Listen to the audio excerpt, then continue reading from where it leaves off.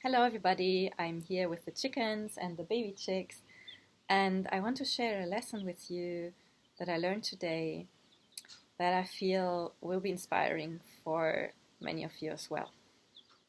So today we finished the 9-month cycle of workshops on how to nourish your fertile energy on all levels. And the topic of this last workshop was the masculine and the feminine and conscious intimacy, conscious relationships. And one important aspect that we talked about was the need to respect boundaries, the no, and also the yes. And when it comes to our own relationship, that means especially listening to and respecting the needs and boundaries of our own body. And so the workshop went very well, lots of concepts and theory and also some nice practices, and then we go to eat afterwards all together to celebrate the end of the course. And there's a nice buffet, plenty of food, an abundance of food, actually much more food than I would usually eat at one meal. And so already just after finishing the soup, I felt that my body actually could already stop eating, that it was full, almost.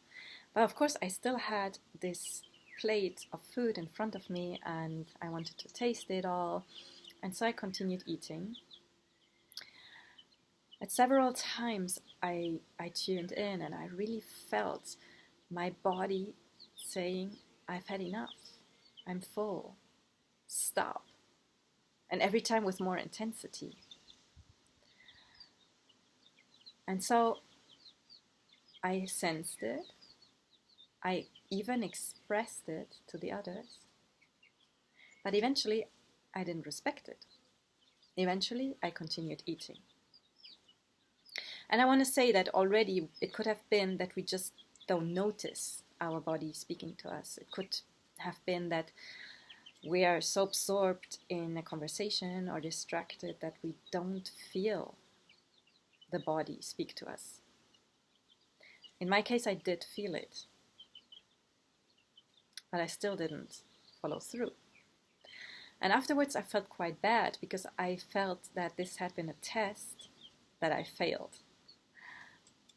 Because I should have been the one to show what a truly healthy relationship with food and body looks like by respecting myself, no matter what. And of course, you could say, oh, it's just a special occasion. It's not so important. On a daily basis, it doesn't happen. And we could justify it in a million ways. But still, the fact remains that in this occasion, even if it's been a special occasion, I disrespected myself. My inner masculine disrespected my inner feminine. And I want to use even stronger words. He abused her. Because in spite of her clear and repeated no, he continued to put food into her. And maybe you already see also the connection with the sexual realm, which you can easily make. And this is why I want to put so much importance also into something that might appear quite small. But our relationship with food gives us so much information about the relationship that we have in general with ourselves, with other people, in other areas of our lives, and with life also in general. So what I allow on the inside of me is also what I allow on the outside. So for example, being in a sexual context, one could imagine that I'm making love, and after a relatively short time, I feel that my body actually has enough. It's been delicious, but it's enough. But because I had the idea of so much more, I continue. Or because I want to please my partner or whatever. Even though my body might already hurt.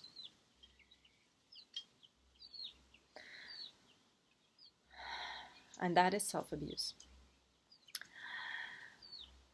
And where's the pleasure in that?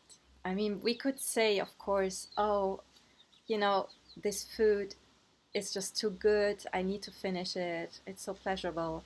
But that's mental. If I really tune into my body, it's already hurting. So it's no longer experiencing pleasure. And if it does experience pleasure from the pain, well, then I can also ask myself which part of me enjoys that. And so how would the ideal situation what would it have looked like? Well, I would have sensed as I did. I would have stopped as I did. But then I would have probably taken a bit more time to just breathe and be present really with that urge in me, pushing me to continue eating despite what I sense. And that's where it gets really interesting, because then I can get aware what's behind. Why do I push myself to cross my limits, my boundaries? Is it because I'm afraid what other people might think? Is it because I've been taught that you always need to finish your plate and that you cannot throw away food, so conditioning?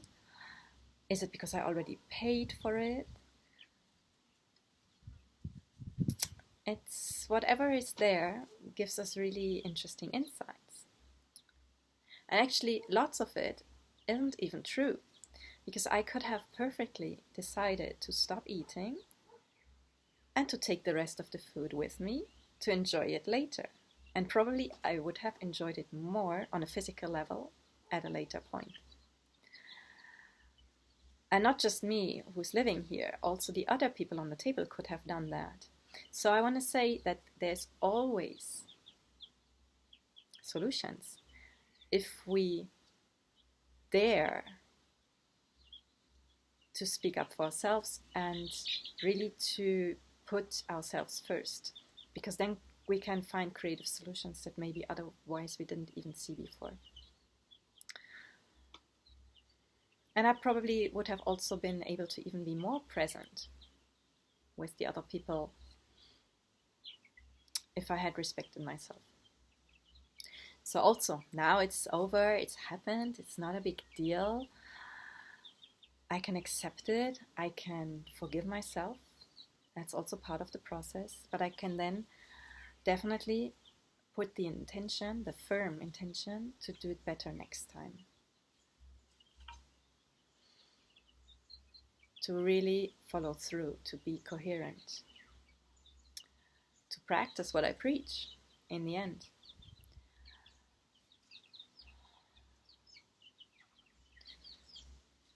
And to really show and practice what a healthy relationship looks like. Because our inner feminine wants to feel that nothing else is more important than respecting her needs, her desires, her boundaries. And that's what will create trust. But every time, even in the small, if I disrespect that, she loses trust.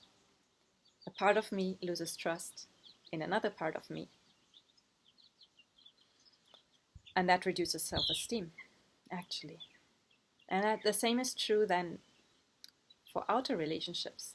Oh, it doesn't matter in this situation that he acted this and that I allowed it. Yes, it matters. You lose respect for yourself. You also lose trust in the other person. And you don't do them a favor either. Because if you disrespect yourself, now let's go back to the sexual example. If you continue, even though you already feel that you've had enough, that it's no pleasure anymore, that it's actually painful, and you just take it, you just pretend, it's not a real pleasure for the other person either. It's not profoundly satisfying them either. And if it is, then it's not a healthy relationship. But I would argue it's never, even if they're not aware of it.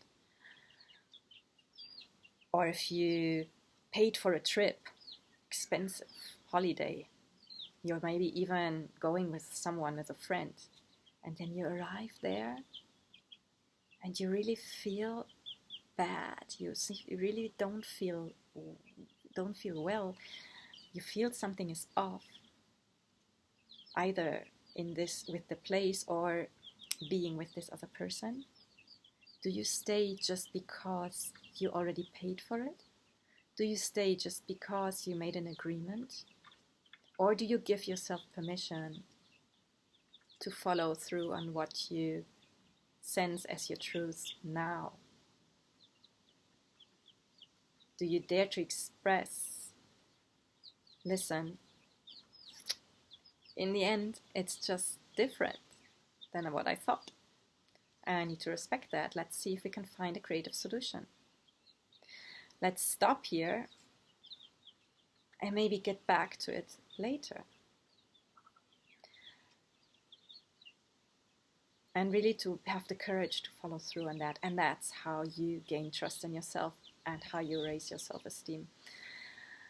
And with all of that, I just wanted to give you a very concrete example of what all that theory might look like in practice.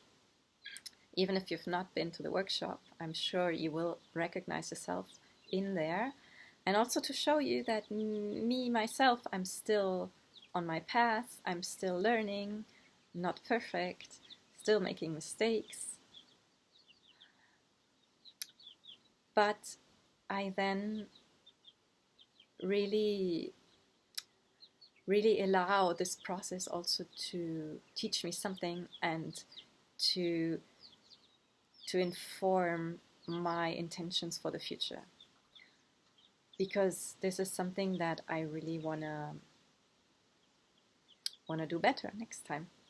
And that's also what it means to be walking on the fertile path, to allow that our shit becomes the fertilizer for the future.